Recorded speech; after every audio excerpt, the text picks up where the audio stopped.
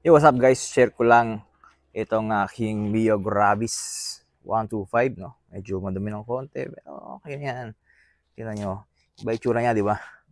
Share ko lang sa inyo yung mga binili kong accessories. Nito, yung kanyang ah, pang Aerox na windshield.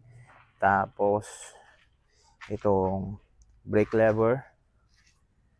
Tapos, motor wolf. At itong ating side mirror. Especially itong ating Nagami RCB handle, no? Rubber handle. So, matagal ko lang nabili itong mga to, matagal ko nang ginagamit. So, ngayon ma-review ko na siya. I think para sa akin napakaganda niya. Matibay, tapos yung grip talaga nag-improve, tsaka malambot siya, no? Tapos, lagyan ko rin tong ganito kasi pag naghahangkas ako ng bata, ng mga anak ko, ay hawakan sila. At the same time, pwede rin sabitan ng pinagbilhan. Meron din naman dito. So, yun, no? Tapos, ayan.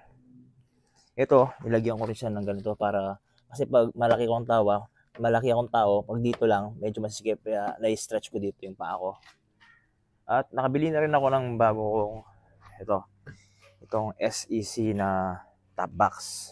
Gusto ko to kasi, yun nga, dati plastic na yung gamit ko. Sec din naman nun, SEC pa rin naman, pero ito, alloy na.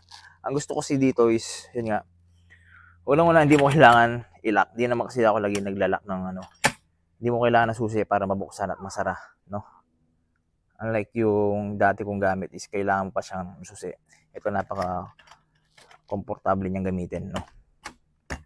Yun ang purpose ko. Yun lang naman kasi hindi naman din ako, Kung kailangan isusi, kailangan meron kang mga importante ilalagay, may sususi mo.